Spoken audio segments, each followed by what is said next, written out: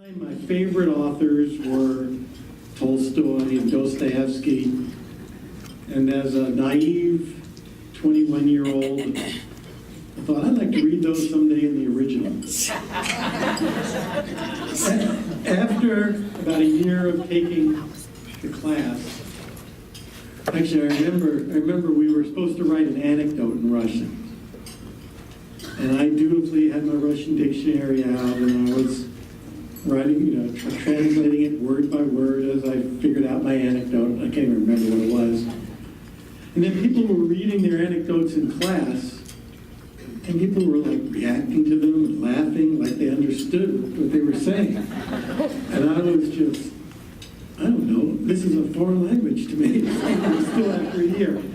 So I dropped the class, and I was walking, it was like a week or two into the semester, and I was walking around the campus trying to figure out, okay, what will I take? And I had the, there was nothing online back then, of course, so I had the big campus catalog in front of me, and I was thumbing through it. And there was a little girl in the middle of the Berkeley campus, which has all kinds of people, especially in the 70s, handing out all kinds of literature. And here was this little girl, probably in 3rd grade, handing out slips of paper that read, "Help, we need teachers' aides at our school. Earn 3 units of credit." Well, that sounds easy. No homework, tests. All I had to do was, I don't know, whatever it is kids do at school. And it's funny because all my life, people have been saying kids today aren't like they were when you were a kid. They're much more, street smart, and even back then it was like us. Kids today, they're not as sweet as they used to be. And of course, I don't think that's true at all. I think kids today are still the same as they've always been. But anyway, so I was a little bit nervous. I went to, I was assigned to Hillside School. The teacher's name was Mrs. Jukes. And it was a 2nd, 3rd grade split class. And I was just there to help out. And I just loved it. It became my favorite thing to do every day, was to leave the heavy world of the Berkeley campus and be with these joy-filled kids. And then after I was there for a while,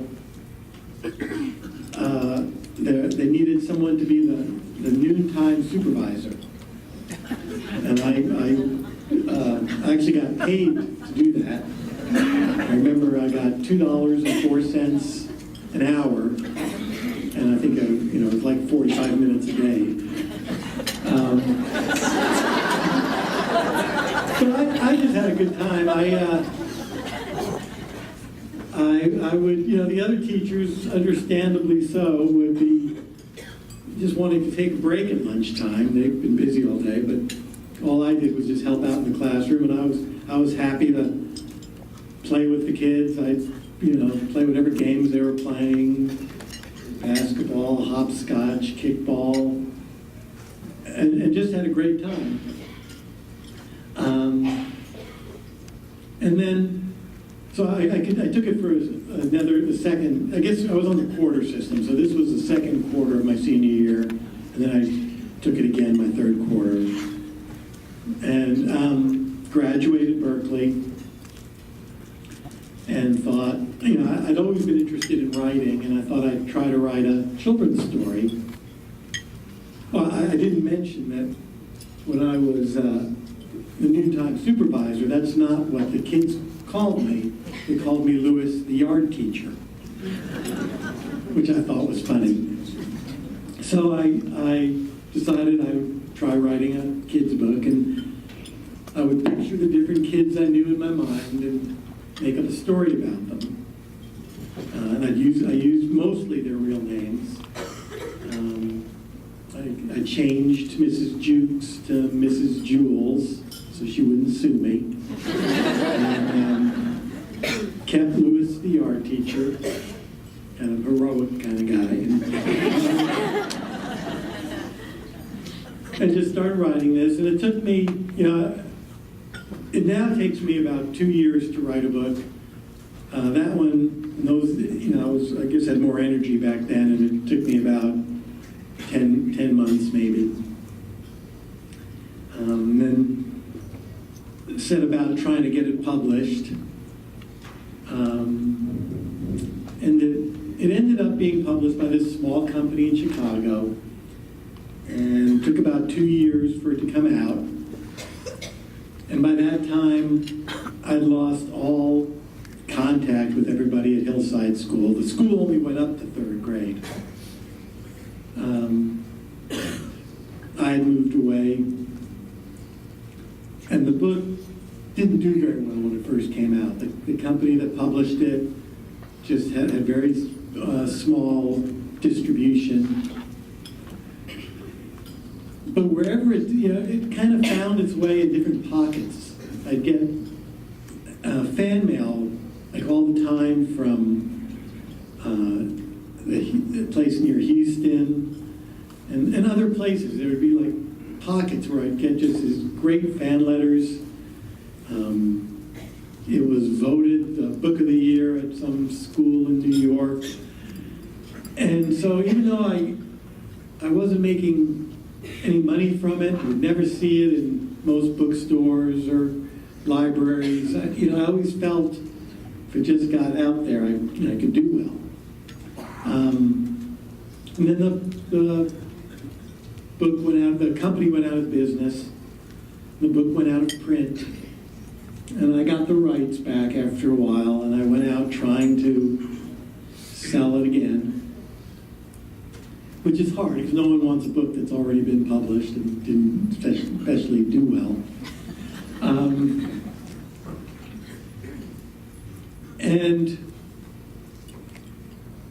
But during this time, I also had other books published, and I wrote this book that I thought was my best book yet. I'd written Sideways Stories, and then Johnny's in the Basement, Someday Angeline, which those two were published in paperback originals by Avon.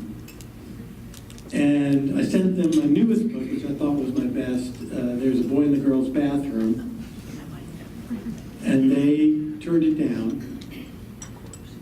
And I sent it to some more places, and it kept getting rejected. The one editor at Knopf said, well, there's a lot we like here, we just don't think it works. And I wrote to her and said, well, can I come to New York and talk to you about it? And, she agreed. And she was confided in me later, like many years later, that she just agreed to humor me. She didn't really think there was anything would come of it. But I didn't think anything would come of it either. I just wanted to kind of introduce myself as a real person and maybe get her to think twice about it. So I didn't have high expectations either. And I went there. She made some suggestions. I went back and rewrote it a few more times. And then she ended up buying the book and came out to San Francisco to work on the manuscript with me. So this is still at a point where Wayside School was still out of print. Other books hadn't really been well known, and although I was still getting lots and lots of fan letters for Wayside School from the few places it reached. And so the editor, Frances Foster, came out to talk to me, and she took me to lunch, which is one of the great perks of being a struggling author. You get to have great lunches and dinners, with editors and publishers. And she invited another author to join us, Mavis Jukes. So I'm having lunch with them, and I'm thinking, Mavis Jukes, that teacher, I asked her, did anyone you related to ever used to teach in Berkeley? She said, yes, my mother.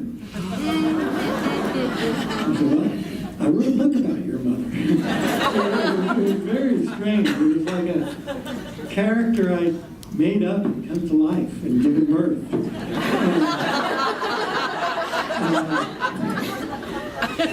So I ended up getting her, Mrs. Jukes. By this time, Hillside School had actually closed, but Mrs. Jukes was now at a different school.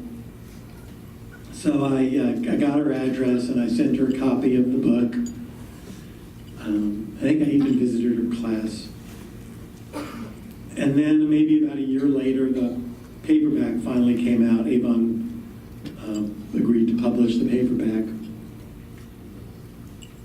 And I found out that every year Mrs. Jukes would, at the end of the year, give out, as her class gift, give everybody in the class a copy of the book. Which is really nice.